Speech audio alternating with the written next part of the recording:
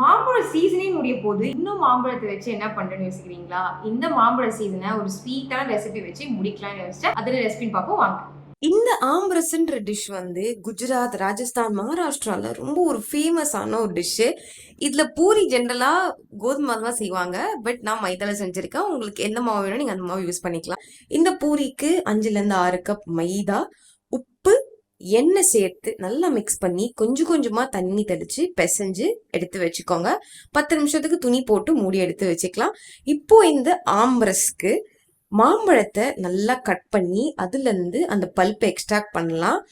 இந்த பல்ப்பை வந்து கட் பண்ணியும் எக்ஸ்ட்ராக்ட் பண்ணலாம், இல்லைனா சின்னதா ஓட்டை போட்டு அப்படியும் எக்ஸ்ட்ராக்ட் பண்ணலாம்.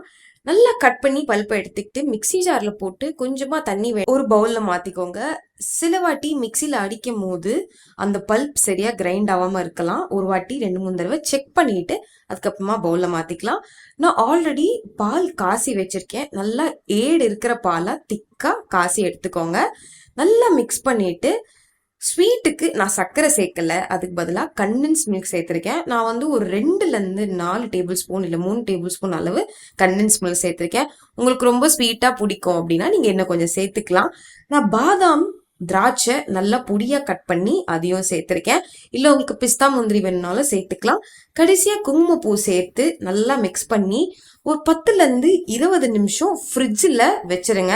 ஏன்னா இந்த பர்டிகுலர் டிஷ் சில்லுன்னு சாப்பிட்டா ரொம்ப சூப்பராக இருக்கும். இப்போ கொதிக்கிற எண்ணெயில் சின்ன சின்னதாக பூரியை உருட்டி சுட்டு அந்த மாம்பழத்தோட சாப்பிட்டீங்கன்னா அவ்வளோ சூப்பராக இருக்கும். ட்ரை பண்ணி பார்த்துட்டு எப்படி இருக்குன்னு சொல்லுங்கள்.